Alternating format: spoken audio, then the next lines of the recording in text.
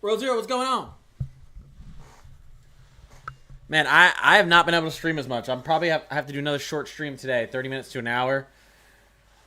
Life is so busy. Hopefully I can get back to my 2-hour streams next week. Hi, I'm from Baltimore. What up, Charles? What is going on, Leanne? All right, let me get live over on TikTok as well. All right.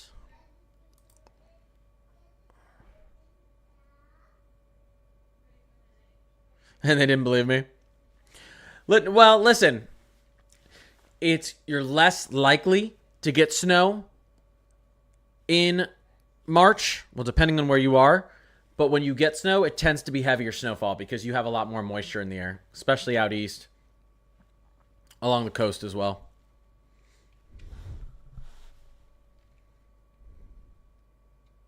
No, Leanne. Leanne. I've been my sister was supposed to come in town last week. She got sick. Everyone in my house has been sick. And so then my sister came back this week, so she's actually here right now. I'm gonna watch a movie with her tonight.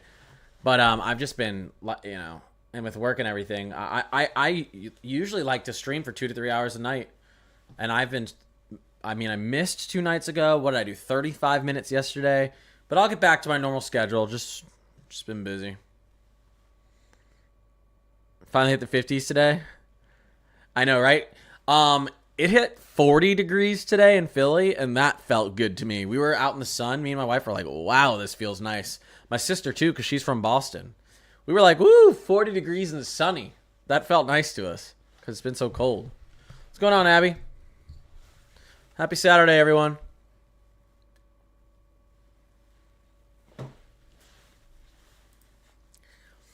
What is going on? Here's our latest GFS run.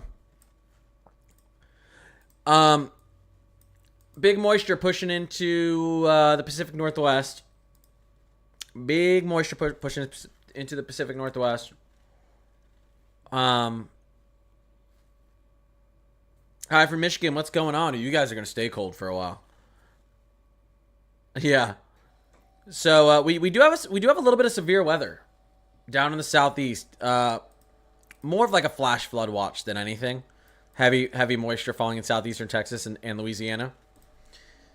The rest of the country is pretty okay, except for the Pacific Northwest has a lot of rainfall and snow in high elevations. Not going to be much low elevation snow there. Andrew, I appreciate the sub. Thank you, Andrew. I appreciate that. Moving forward, we still see our cold air digging in up here, and we're going to see a ridge fill in out here on in the west. We can still see it. Let me look at this. This is our February 28th to March 4th. Look at this heat. Cold air to average air. Push forward a little bit more. And we're expected to see some pretty cool conditions to average conditions across most of the country, except for maybe down here in the south. So that's interesting. Matches up with what we're seeing, teleconnection-wise. What's going on with our polar vortex strengthening a little bit as well. Yeah, user 709. Quiet for the next 10 days and then turning cold and snowy again. It does kind of seem like that. We're going to have some clipper systems and some cold air continuing to just choke this area up here with cold air. Most of the areas here are going to remain somewhat below average moving forward, but we're going to see some dry conditions across the states. You can see here, I mean, some weather up in the Pacific Northwest. Dry. Maybe some showers as we push out here. End of next week. Dry, I mean, very dry. Very dry, and I wonder if our CPC is catching that. This is just too far out. This is once we get out to the 28th. So we're talking about in the immediate future. It's going to be dry, and then this is the first, we'll have to see what this is. The Euro's still seeing pretty big dip as we push into the 27th and 28th. So we'll see what this does, if this wants to bring some snow to the New England or Mid-Atlantic coast. It's been pulling back a little bit. We can see what the Euro 12Z wants to do. Here's what I'm interested in. As we get into middle to the end of the first week of March, we see our jet stream come real far south, and that's what we were looking at in the Climate Prediction Center's temperature outlook, was most of the country getting to below average to average around this time frame. And if you really get to the end of the Euro, we're not going to trust this that much, but you can see what this is doing. This is the end of the run. This is cutting snow down like this. We got to wait on this. But interestingly enough, if we were to look at our GFS out here in this time frame, kind of approaching the end, that same time frame, we're seeing something similar. I mean, look at this, guys. I mean, that would be a big nor'easter. We're not going to pay attention to that yet. But we're seeing a big dip in our jet stream, same exact time frame as the Euro. Snow developing down here, wanting to cut. We're not going to see this exact look. This is very far out. Let's go over to our Canadian. Our Canadian doesn't see that far, but here it is. Here it is. Here's this big dip. This is going to want to push over. This is going to want to bring a lot of cool air to most of the country. So we're seeing model consensus extremely far out on our globals, which is sometimes when you see that agreement that far out, they're catching on to something. You can see what the Climate Prediction Center is predicting for that time frame. We go from this big heat wave for most of the country to cool to average conditions for much of the country as we get pushing into the end of the first week. And I think if you were to take the 6th to the 9th, much of this would be below average. I think much of this would be below average if we were to see the 6th to the 9th of March. We need to wait. We need a little bit more data, some more updated model runs, but they are all seeing that. Let's take I'll get to questions in a second, guys. Let's take a quick look at our latest teleconnections here. Happy Saturday, by the way.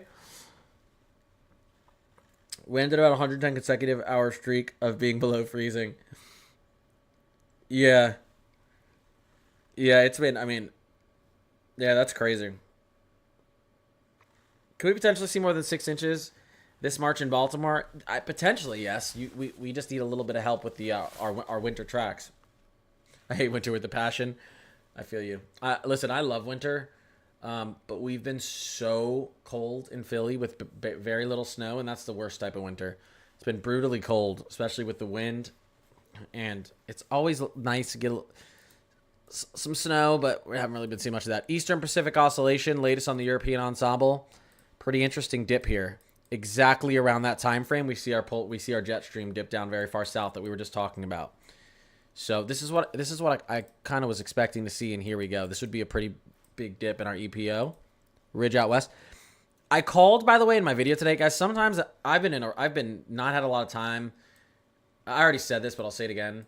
I like streaming 2 to 3 hours a night, at least 2, and putting out longer videos and getting in more detail. I've been so busy. My sister's in town because she was supposed to come last week, got sick. My whole family was sick last week. I've just been struggling to find time and dealing with sicknesses and stuff, but I'll get back to a normal schedule soon. This is going to be a pretty quick stream again tonight. My sister leaves tomorrow, so I want to watch a movie with her or something tonight. So, but we'll get back to the normal schedule here soon. This is what we were talking about, though. I'll get to questions in a second. 12Z, end of this run. Big dip. And who cares? We don't have to pay attention to the snowstorm. Just look at where this Bear Clinic line is right here. Look at this cold air. This isn't all cold. This is the colder air up here. But GFS, the Canadian sees that coming in. GFS Euro sees it. This is right on par with what we're seeing teleconnection-wise from the European ensemble here. What's our GFS seeing? Our GFS sees it going negative as well, too. It agrees, which is good because I think that's going to happen. What's our GFS think NAO-wise? Slightly positive. Arctic Oscillation, not surprised. This actually is, I think, farther south than what our Euro thinks. Let me take a look at some of these updates. EO, NAO. So our EPO is what's going to be driving that cold air. So that's kind of the time frame I'm watching. I think as we approach the end of the first week of March, we'll say 5th, 6th time frame, I think things are going to start changing. We might see a pretty serious dip in our jet, but there's 3 global models agreeing on it right now, and there's our European ensemble teleconnection likes it as well. So I think it's a favorable outlook. Axel, I appreciate it. Steve, I appreciate it. All right, let's get into it. Oh, and by the way, Last thing, I was talking in my video that I posted today, guys. Sometimes I rewatch my videos and catch stupid things I say. Hold up. Someone actually commented, and I was like, he's right. I don't know why. This right here. Let me see if I can find a good example. Let's go into our GFS.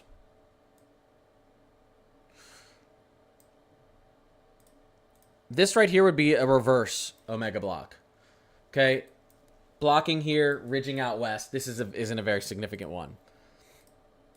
Your omega block would be ridge, troughing, like this over the U.S.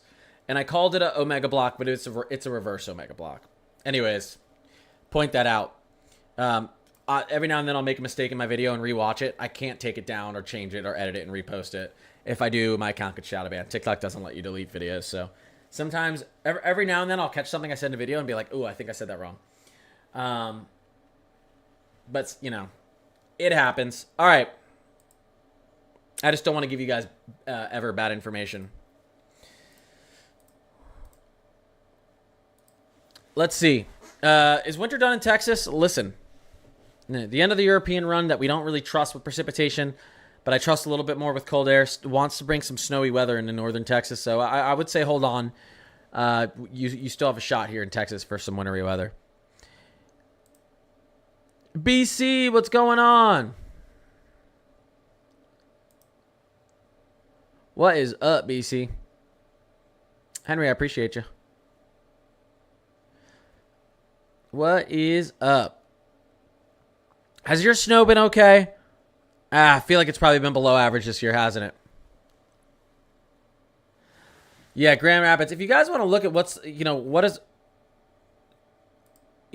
want to look at just here, let's get started with this because a lot of people are interested in what's our snowfall looking like. Let's quickly just go in and look at some of our deterministic models for the next couple weeks just to give you an idea of where they want to place some snowfall, and then we'll go a little bit deeper into that. Yeah, you'll have a chance here for a little bit more in March. There's some interesting systems out here in a week or two that want to push through the Midwest, so we'll look at it. Always a chance, never a guarantee. So here's our GFS through the 10th of March.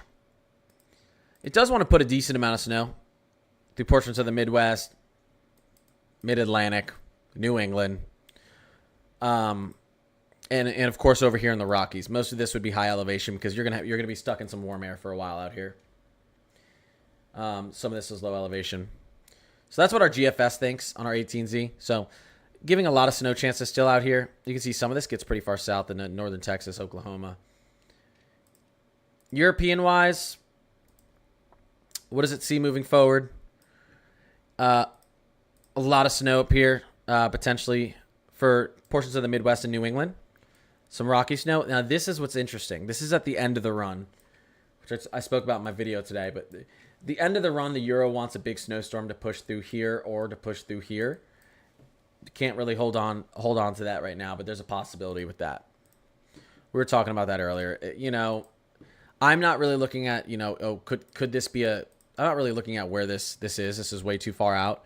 But we do have globals. We do have all our globals agreeing on we do have all of our globals agreeing on this our jet stream dipping pretty far south at this time. So some pretty cool air sinking back into the States out here towards the end of the first week in March. So we'll watch it.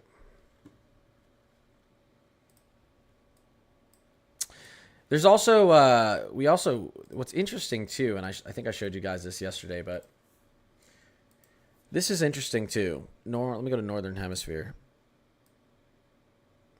What's happening at the end of our runs here is we're seeing our jet get itself together, develop some cool air, it's our stratospheric polar jet, and then begin to stretch down towards the western U.S. This is our anomaly, and this is a 50 millibar height in the stratosphere. Here comes a big stretch again out towards the west, and that could promote some interesting troughing patterns through this region. So again, we have to watch that as well.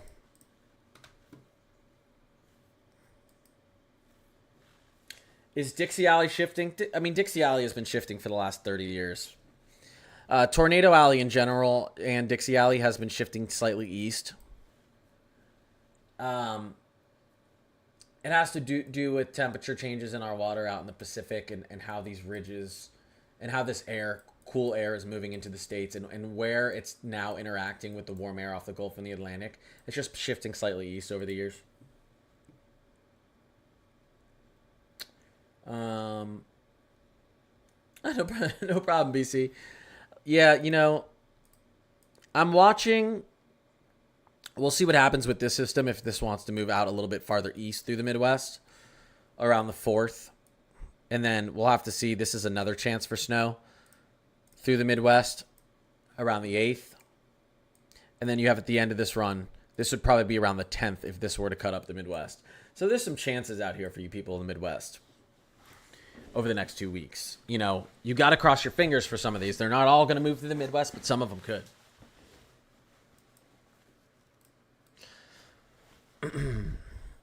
No more in Oklahoma.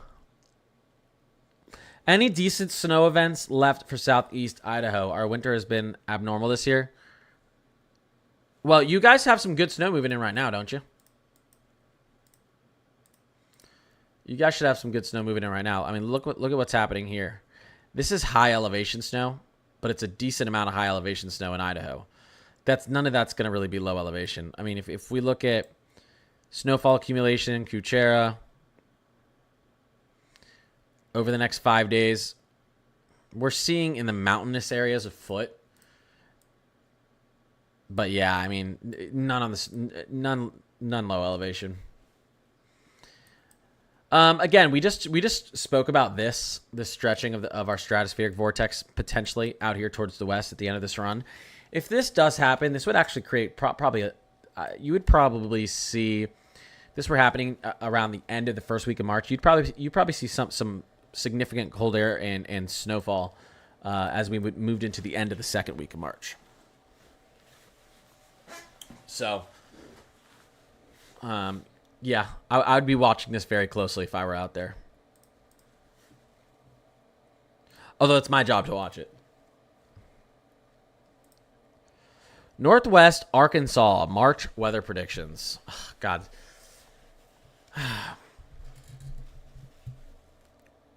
March is tough. In December, I said I thought we'd have one of the coldest Januaries in a long time, and we had the coldest January since 1988. Kind of luck with that call, but it worked out. In January, I said I thought we'd have a heat up in the beginning of February, and we cool down back late into February, which is kind of what's happened. I have so little confidence in what's going to go on in March for a few reasons. Our stratospheric vortex is kind of flinging back up and trying to heal itself right now. We have a very Eastern Pacific oscillation that wants to go pretty negative, which would promote some cold air and wintry weather out east. But we don't have a negative NAO to support that, which would mean a lot. Which would mean with the negative EPO, you could get a lot of winter storms out here. But you want a negative NAO to support that, and we don't see that. We're also seeing, strangely, a positive or a negative PNA that wants to mix up with the negative EPO, which usually those are opposite. So there's a lot of. Honestly, guys, the teleconnections and what's going on with our vortex is throwing me for a loop right now. It's a tough call. And there's some zonal flow that wants to move in soon. It's a tough call. I think end of the first week of March into the second week, we're going to see a lot of action through the states. I think we're going to see some very cold air and snowiness, potentially back down to the south, through the Midwest and out here. I think our Pacific Northwest will get some action. Into the end of the second into the third week. It's just a really, really tough call. Sometimes I scratch my head.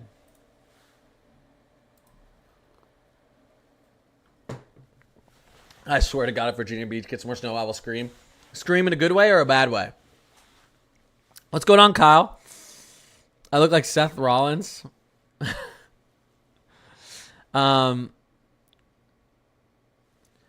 Yeah, our polar vortex is strengthening right now, which means it's pulling some of the coldest air out of the states. That's why we're going to have a brief warm-up. Well, not for us really in the northern portions of the Midwest and New England and the Mid-Atlantic. We're going to stay pretty cold. Tanner, I appreciate the sub. Thank you.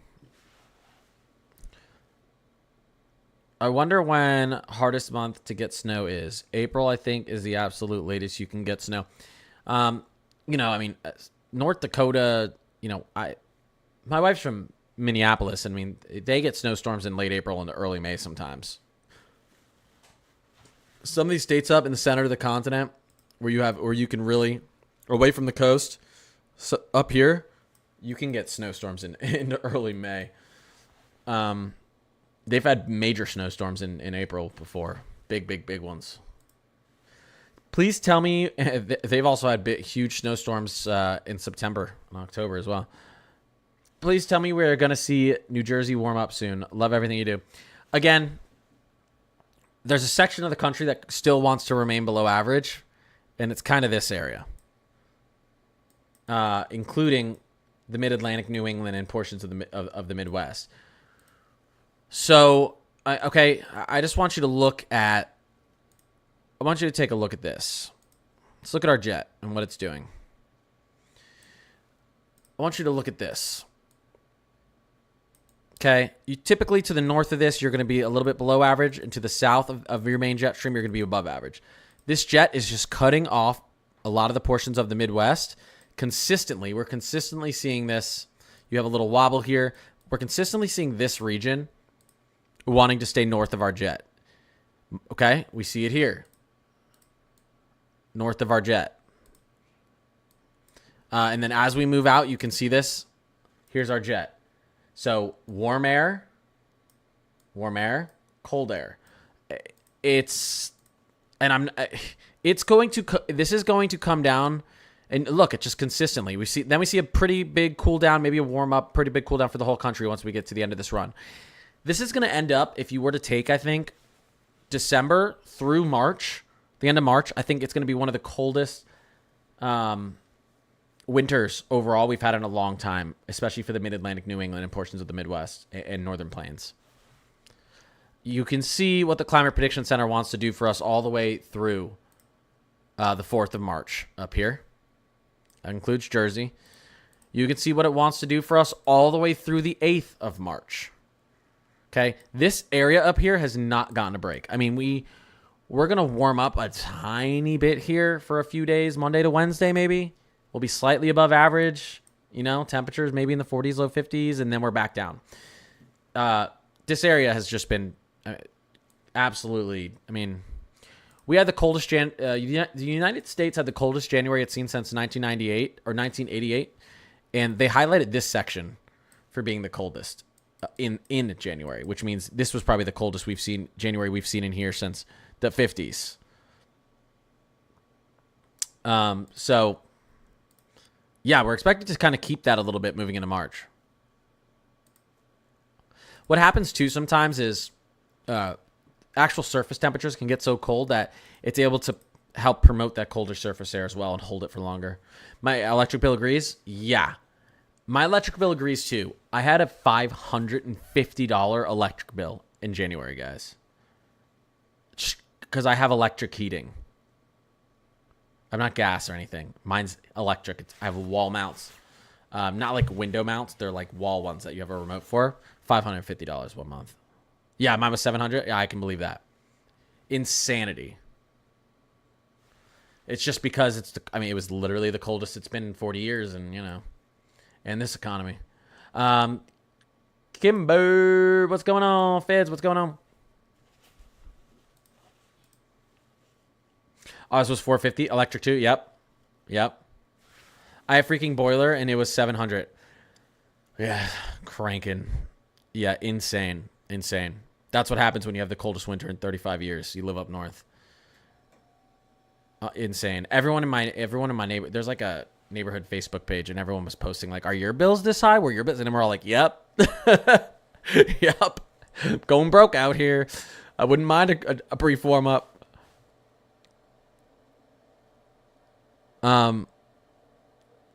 Tell me your PR incentive for what? What are the chances of us seeing a blizzard in March for Baltimore? A blizzard, I would say low. Some more snow, I think you have a pretty decent chance. A blizzard's always rare. It's low. Seeing a blizzard in Baltimore in January and February is low. No matter what a blizzard needs to be the perfect conditions. You need a deepening low pressure, high winds, and like over 2 inches an hour of snowfall. It's very specific to get blizzard-like conditions. But nor'easters in March have almost all our historic nor'easters in March have been blizzards. So, is North Carolina done with snow this winter? I don't think the mountains are. Low elevations possibly, but again, we have something interesting happening late into the second week, early into the first week of March. It looks like our jet wants to get real low. You can see the end of the Euro model wanting to put big snow down here, moving east. So we'll see. It's something to watch. There's a signal there that we could get some snow pretty far south, get it moving into the second week of March. So we'll watch it. I mean, guys, we've already seen feet of snow along the Gulf and feet of snow, over a foot of snow in Virginia Beach. We've seen some anomalies this year with snow. And that snow in Virginia Beach and down, it was like powdery snow for these people too.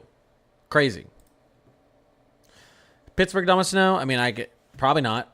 I don't have a crystal ball. But I do know you're going to have below average temperatures for the next, on average. You're going to have a brief warm up Monday to Wednesday next week, but then we're going to get back to below average temperatures for about 2 weeks, probably up there in Pittsburgh as an average. You can see there's multiple snowstorms just here at the end of the run that want to move up through that area. So I would say no.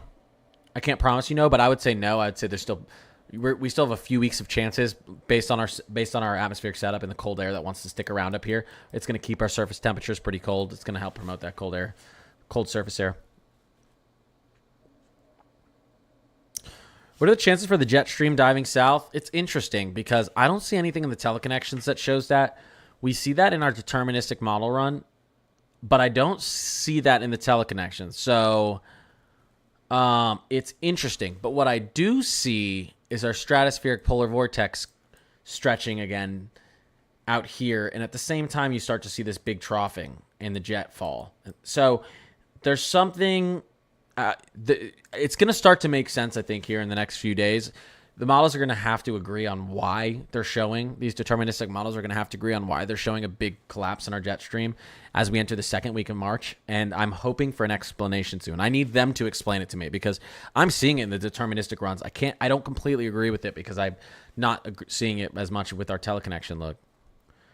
And what's weird too is when you look at the deterministic run of our polar vortex, we're seeing this major stretch. This would be a pretty decent stretch back down and double vortices again back down into the U.S. But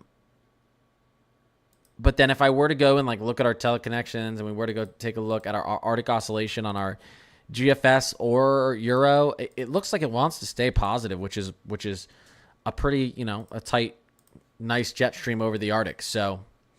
Or nice polar vortex over the Arctic. So they're going to have to get on board with each other. They're not on board with each other right now, deterministic model and ensemble teleconnections, but they'll have to get on board soon.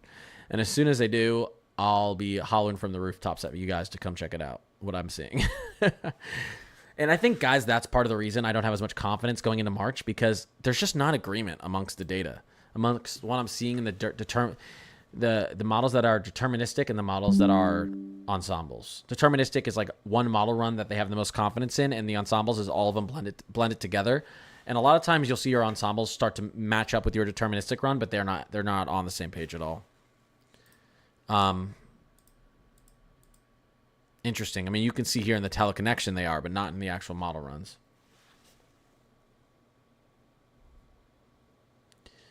What are the chances for snow for Long Island for the 28th to March 6th? The Canadian has something for the 28th, and the GFS has something at the end. The Canadian has something out there?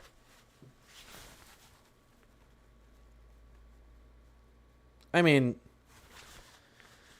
I don't know. I don't... This model run to me doesn't make very much sense. I don't see this. We don't have a great pressure. We don't have a really steep pressure gradient through here. It's showing a deepening low suddenly spawning out of nowhere from nothing. Not impossible this could happen. I just don't have much confidence in this Canadian run. As much as I'd love it, I'd love to see that happen because I'd get good snow where I am. But I don't have much confidence in that Canadian run. I think what we see happening with, I think this is more likely. Maybe some clipper snow. What we see happening with the GFS, I think the Euro agrees. Kind of just some more clipper snow up there, and maybe we get our low developing, but it's going to be way off the shore. Unfortunately, there's a chance for the Canadian to be correct, but I wouldn't bet that that's our correct model with that. Look.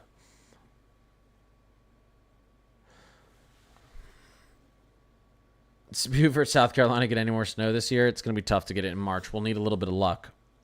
If you were to, it'd probably be in the second week of March when we see this big signal for kind of a collapsing jet stream down south.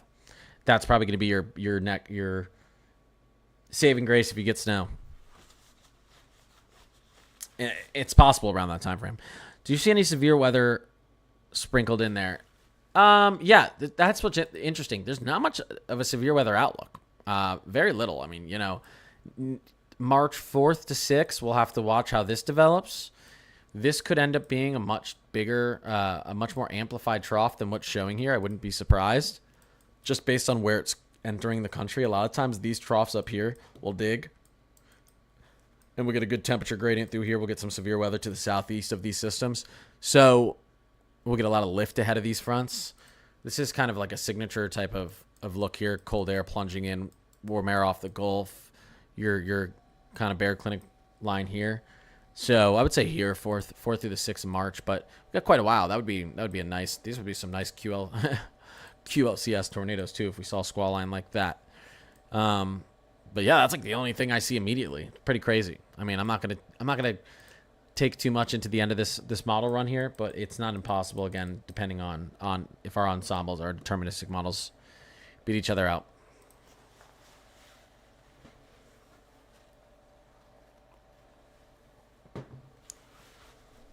Guys, what are the chances of snow in DC? I don't know what the chances are. If there's not a good signal and model consensus of snow in your area within a week, giving you chances is just me guessing. No one can tell where precipitation is going to fall 2 weeks out, 3 weeks out. We can understand 2 to 3 weeks out where we believe the troughing is going to be, where we believe the cold air is going to be entering the warm air, where we think more moisture is going to be, where more dry air is going to be. But I mean,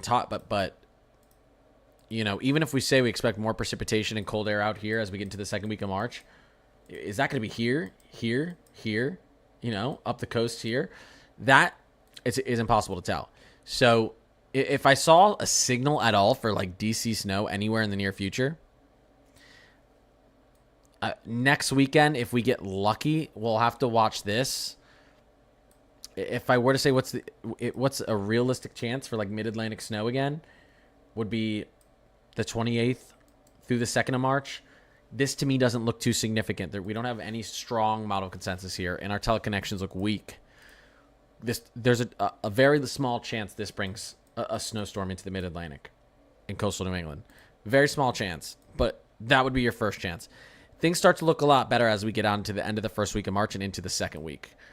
You can see multiple chances out here. And again, that has to do with what looks like our jet stream collapsing. So as we get closer to this, I think I'll have confidence if we start to see a pattern holding with that stratospheric polar vortex stretching back down into the west and our main jet kind of collapsing down to the south.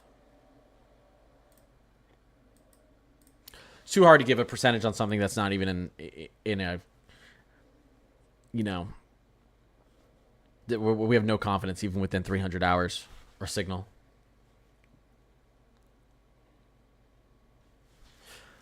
Massachusetts is expected to be at least through the first half of March below average.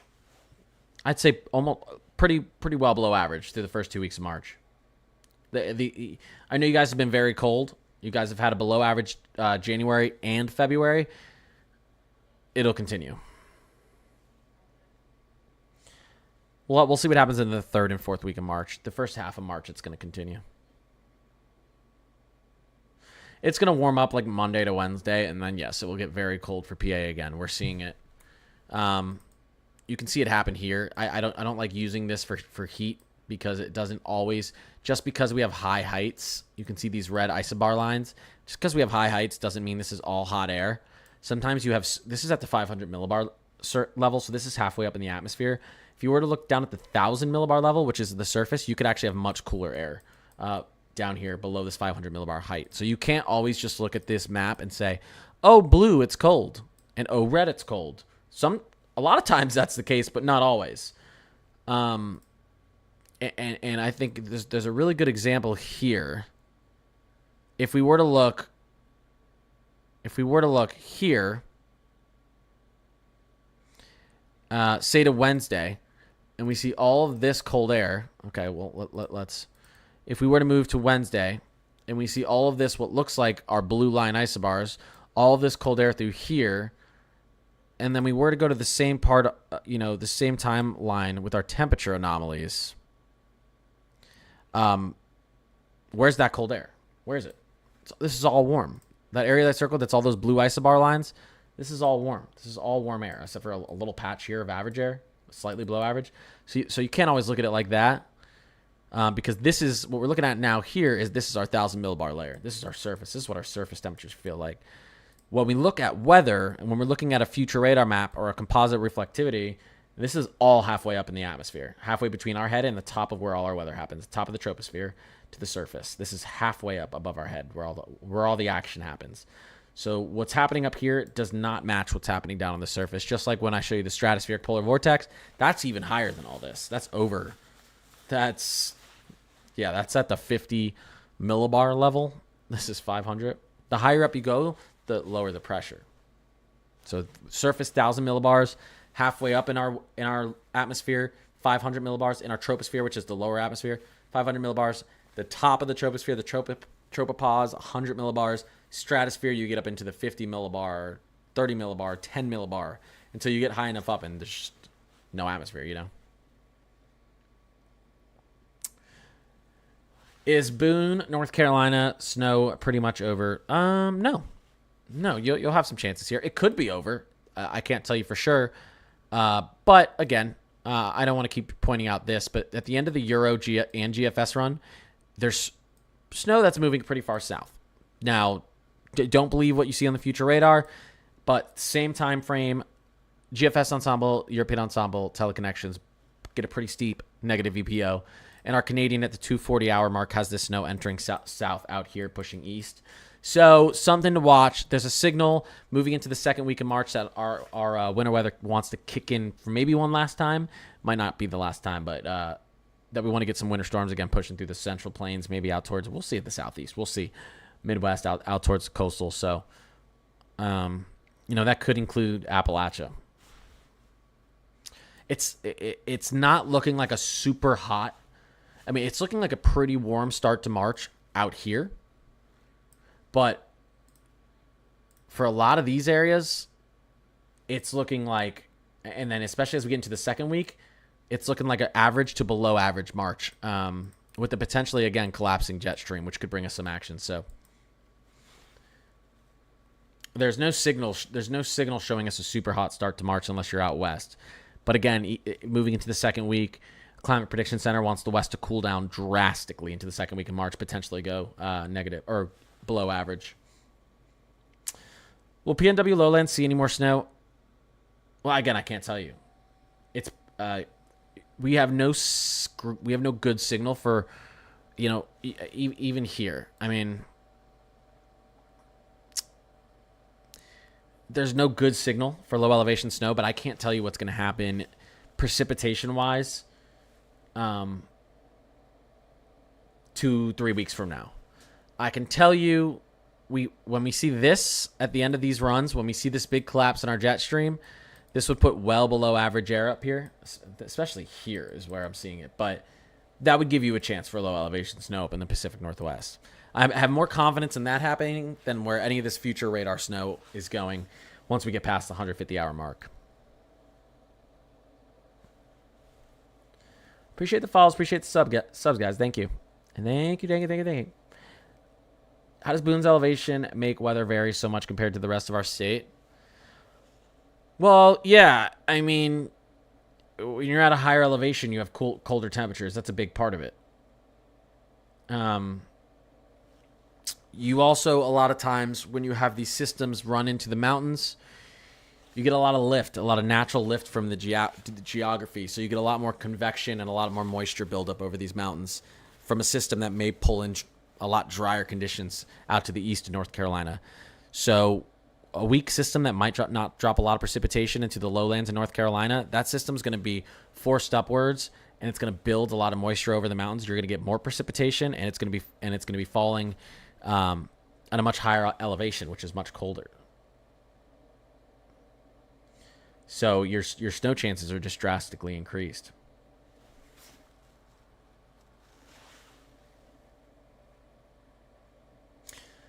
So just to be clear, I'll be able to ski with my new skis this March. Well, listen, Vermont right now, there's ski resorts in Vermont that have more snow than ski resorts in Colorado and Utah right now, guys. There's a ski resort in Vermont. Which one is it? That has like 250 inches of snow. They said they're probably staying open till June 1st this year. That's skiing in the East Coast. For a lot of you, like, this has been a terrible snow year. Yeah, talk to people in northern upstate New York, Vermont, New Hampshire, and inland Maine. Buffalo, too. Yeah, they're having one of the best ski years they've had in Vermont ever. Like, ever. They're talking about keeping the mountain open in Vermont till June 1st. Maybe I'm talking about Hunter, yeah. I'm like, hell yeah. And they said they're still making snow on top of it because they have the money for it, and they usually do. So they're like, this snow's not going to be melted for months up here in Vermont. Will it be snowing in Minneapolis? What type of signals are we looking out for the northern plains? You guys look like you may have some clippers moving through. This would potentially be a big snowstorm March 3rd to 5th through Minneapolis. We have to see. I think this system's going to end up trending east, meaning I think this will move more this way, which would bring more snow into Minneapolis and Wisconsin. I do think it's going to trend east. So that could be a good snowfall for you between the 3rd and 5th. So we'll watch that one there. That could be that could be a good snowfall there. Let's see how our GFS likes that look. There it is on the GFS. You can see on the GFS, it is farther out east. The GFS likes what I like more. The GFS takes it super far out east, though. To me, but I actually love that because to me, if the Euro has the storm here and the GFS happens here, you guys know a lot of times what ends up happening is it splits it down the middle, and that's where the storm actually happens. One model's pulling it too far east, one model's pulling it too far west. So this is an interesting time frame. March 4th through the 6th for Minneapolis, Wisconsin, Iowa. We'll see. Maybe the GFS is correct, and this is more snow for portions of Indiana, Illinois, Michigan. But I think this might end up being a good snow for Minneapolis, St. Paul. Maybe Omaha. Portions of Iowa, South Dakota. We'll see. Parts of Wisconsin. I know Minneapolis has been super underwhelming this year.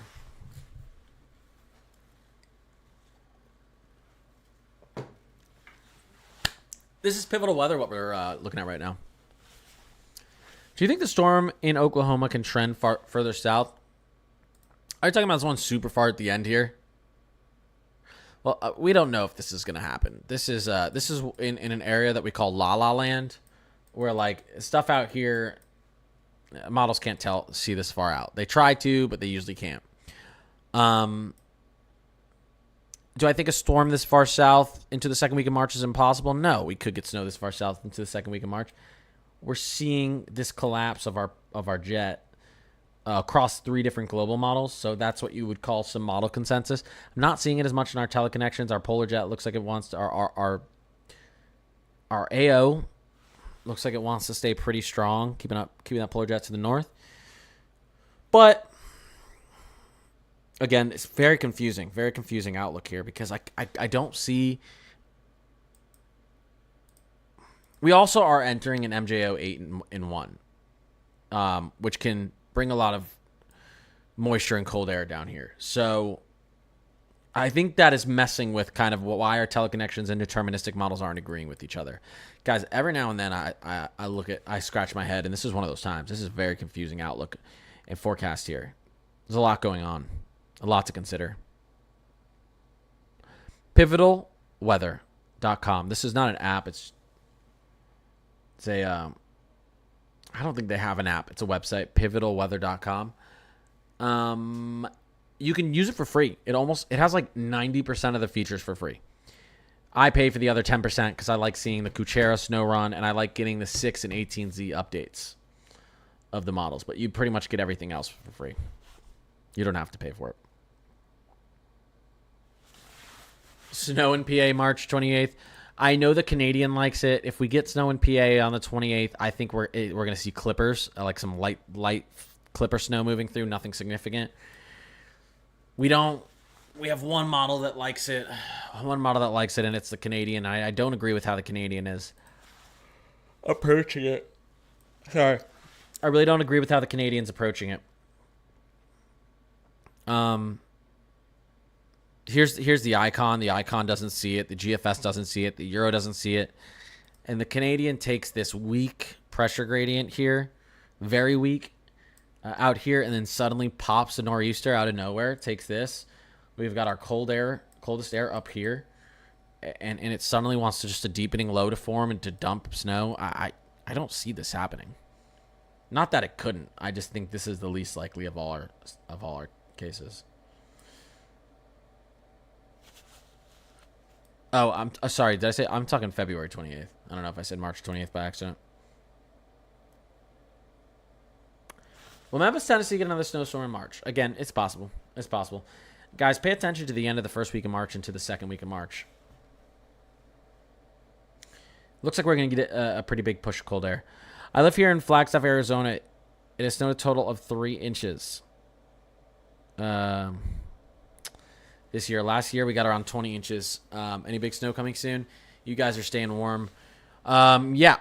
There was a lot of snowfall out here last year. A big miss out here for a lot of people. Not for everyone.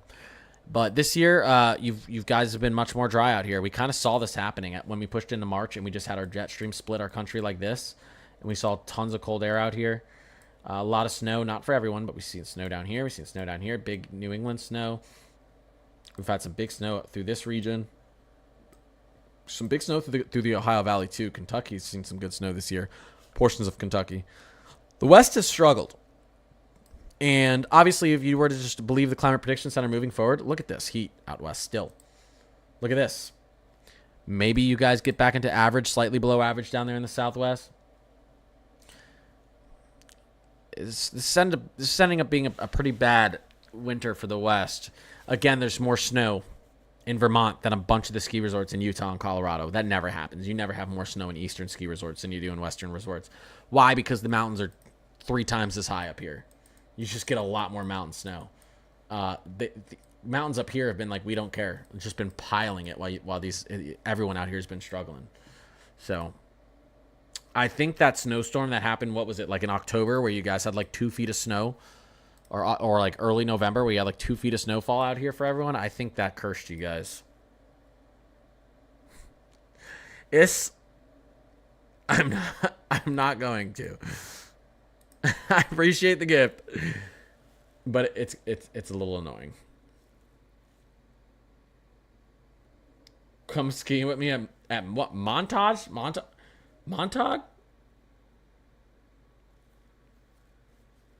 I've seen some videos out of Ontario, Canada, and they have insane amounts of snow. Yeah, have you guys seen Toronto? There's like all the people in the neighborhoods are fighting in Toronto because they don't know where to put the snow. Not only have they had close to records amount of snow up here in Toronto, and really through this region, guys, through this region in general, but which is crazy because Detroit has not had a good snow year, right? For the most part, but right here, they've had a great snow year. So like, oh, Detroit, you're so close. But they've been fighting because they have nowhere to put the snow, and the snow's not melting. They cannot get below freezing in Toronto. So they're like trying to burn their snow and stuff. Yeah, T-Dub, we have a chance for a nor'easter in March. That's when our big nor'easters happen, February and March. If it were to happen, it's probably going to be towards the end of the first week of March into the second week of March. That's the best chance we see right now, based on with our outlook. You know what I'm saying? You know what I'm saying?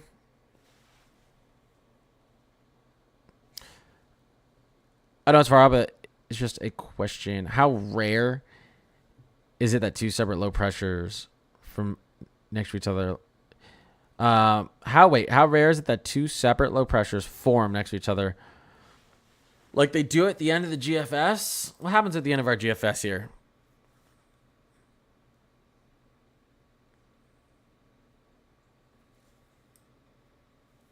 Are you talking about like this back-to-back snow system?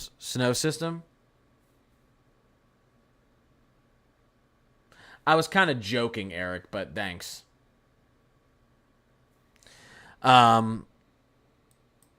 Good sense of humor. I don't think they're burning their snow. You think New Jersey still has a good chance for snow? I think a decent chance. I wouldn't say a great chance, but I think a decent chance. Quit ignoring and answer my question. Well, I would have answered it. I didn't. I wasn't ignoring your question. I'm live on YouTube and on TikTok. So I just saw you write something and I went to respond, but it was you being rude. So now I'm not going to answer. I don't know. The point of being rude is I'm trying to get to people's questions. Trust me, everyone's probably feeling ignored. But what have I done this entire stream? All I do is literally read chat and answer questions over and over and over again. Every stream I answer hundreds or thousands of questions depending on how long I'm streaming for. So if you think I'm ignoring your question, well, you're not paying attention to what I do in my stream. I just constantly read questions and answer them. I just look at the first question I see and I answer it. Then I go to my YouTube chat, first question I see and I answer it. Then I go. But there was your chance. I would have answered your question if you weren't being rude. I wish Pivotal Weather had an app. I know, Leanne. How do they not have an app? It's like the best. It's like the best website for this stuff. But I don't have an app. No, you constantly talk. You don't have to be in here. Here, I'll help you with a block. Bye, Cypher. All right. How's the weather going to be in Hocktua? There you go, Is. Okay? There, you got it. Do you think New York City will get a nor'easter? Same thing as the Mid-Atlantic. Guys, nor'easters are rare. A nor'easter is basically a snowland hurricane for the Northeast. So I never have confidence that we're going to see a nor'easter. Do I think we could see a big snow? We do have a chance with our outlook to see big snow back here through the Mid-Atlantic, coastal New England, and Mid-Atlantic. We do have a big chance for snow. Specifically a nor'easter, it's always hard to get a nor'easter. It's always hard to get a nor'easter. It's not impossible. Again, I need some time because there's a heavy disagreement with what's going on with our teleconnections and our global models and our deterministic models. There's a lot of disagreement and it's confusing. It does look like the end of the first week of March into the second week of March, we could get one or two big storms potentially through here and potentially out here on these tracks. So what does that mean? Could one of those be a nor'easter? Of course one of those could be a nor'easter. But we have a lot of disagreement right now. So it's really tough to say anything with confidence. Oh, you said you're on the wrong time, the 18Z? Oh, that's weird. Oh, I see. Like that? Like this? Yeah, I mean, this is just the model not understanding where, like, the actual strongest part of the system's going to be. You're not really going to have two separate lows on top of each other. They're going to... You see how they just combine there? That's just a messy system trying to get its vorticity together, and then it'll have a central low pressure. It's just a storm developing. Appreciate the follows, guys. Appreciate the subs. Thanks. Is that an owl? Is that an owl? No, I'm done with snow in Virginia. I hope it stays rain. Do you think... What? Not saying it, Jaden. Could Central Ohio see any snow this winter? Next week looks warmer. So will the warmer trend continue? I mean, it's going to be warmer in the beginning of next week, Monday to Wednesday. Then we're going to cool. We're going to cool down out east again. Trust me, we're going to cool down out east again. You can see what wants to happen. I mean, it doesn't matter if I show you this on the GFS or Euro. They agree. We see a warm-up at the beginning of next week, and then we see this cooler air push in again. So we'll see a warm-up, and then we'll see this, our jet. Our jet's kind of sitting like this, and we're going to see cooler air push in again up here. So our Euro's more aggressive with it, but I think our Euro's correct. Let's go back to our 12Z here. Warm-up beginning of next week. We push into next weekend. Suddenly, we want to get some cooler air back out here. Another brief warm up. The end of the Euro wants to bring, cold air to the whole country here, but we'll see what happens there. We're gonna have brief warm ups and cool downs. This is kind of what happens when you start getting closer to spring. You're getting a little bit more of a push of warm air, but again, this is straight off from the Climate Prediction Center, especially when it comes up to the Northeast. This is through March 4th. This is through March 8th. On the average, we're looking to stay below average. In this quarter here.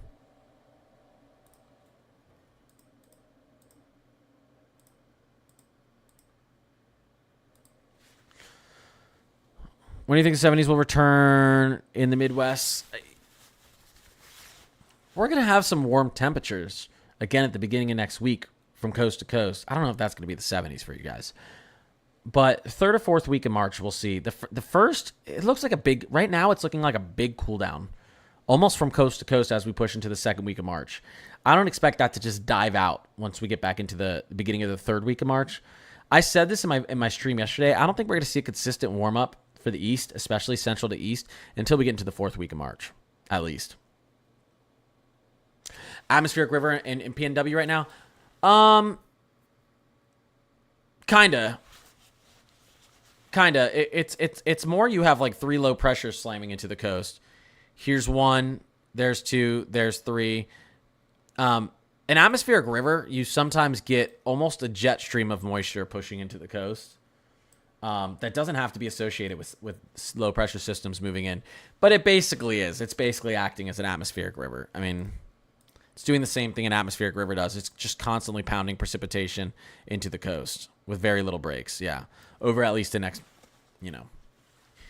3-4 days. Just 3 to 4 days ish. That's what I tried to say, guys. Yeah, a lot of that's rainfall though, even for some high elevations because you have some ridging out there. 13 feet of snow in the Cascades. Yeah, you guys have gotten some good snow. You guys have still gotten some decent snow in the Cascades this year compared to a lot of the places out west. Thanks, Jade. How much snow has Toronto gotten this snow season? I don't know the totals, Jaden. I just know that they're having a lot of issues with how much snow they've gotten this year.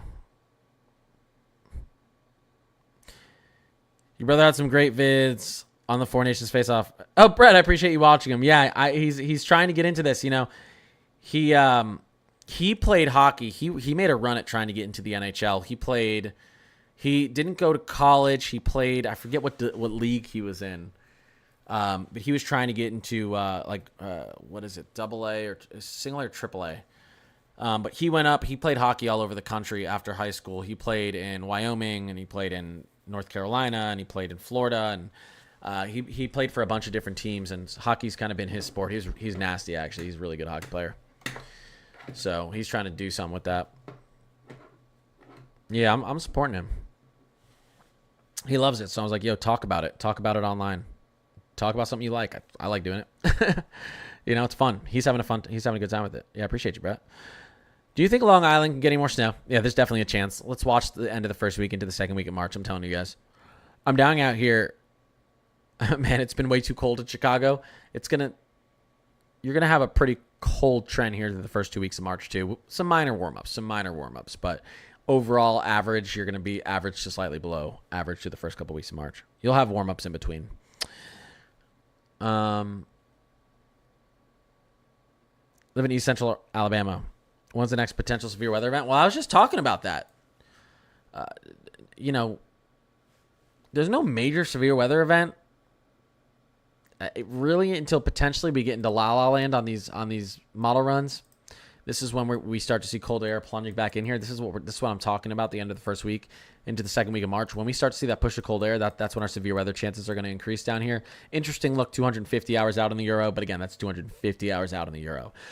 In forecasting range, in any sort of confidence forecasting range, there's no severe weather,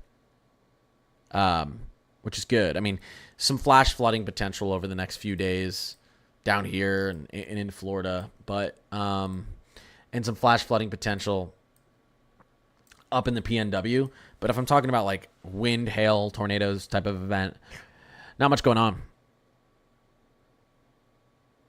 I'm trying to use Pivot Weather, and I'm trying to see how much snow there will be in Flagstaff, Arizona anytime soon, and I'm very confused.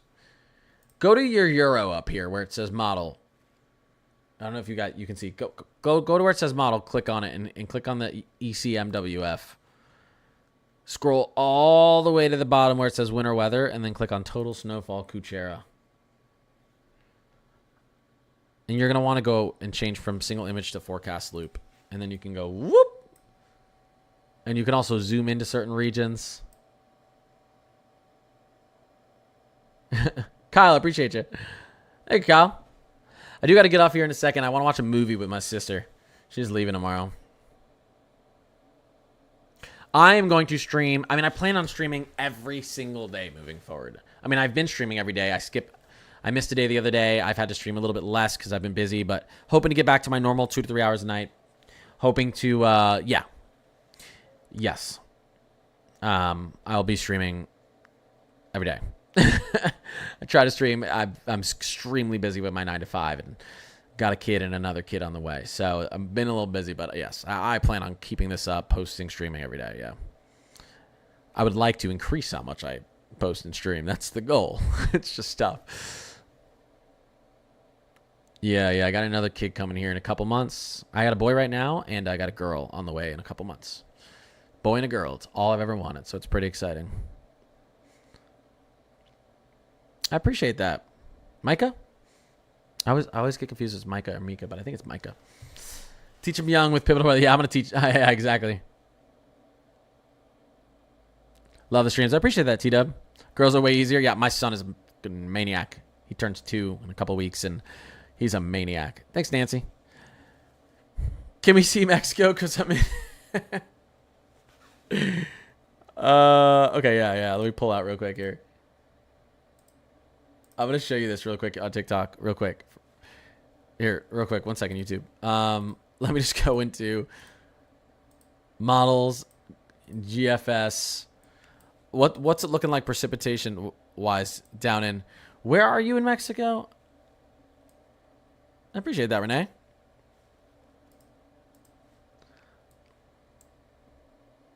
Wait. Where is that again? Right there. Let's just look at precipitation-wise. What's going on? Looks pretty dry for you guys moving forward here. Pretty nice. Maybe a little rainfall on the 21st. Honestly, it's looking pretty dry. No major systems in your near future.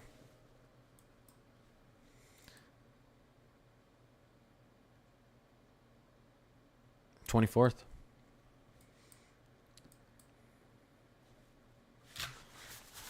Let me switch this back here. Is that at elevation? Is that city at high elevation or is it low elevation? It takes me. I mean, we don't have, kind of. I could only really use global models for down there because we don't have like. They send up weather balloons all over the country here, and we have a lot of models that are local to North America and the U.S. that I can't access, with Mexico data down there. 1 second, guys. Give me 1 second, guys. Okay, let me switch this back.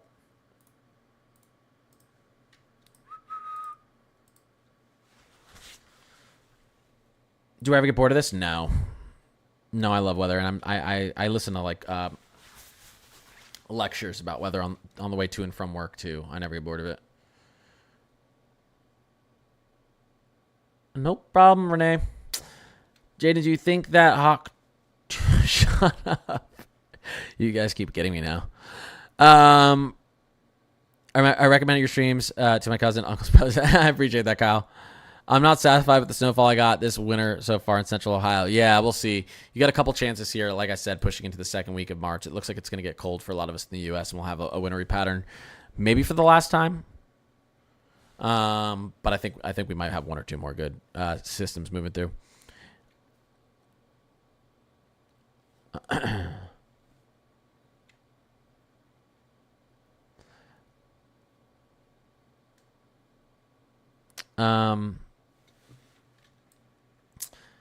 Yeah, I mean, if Philly's going to stay pretty cool moving forward. Again, for a lot of us, it's going to be a pretty boring pattern, guys.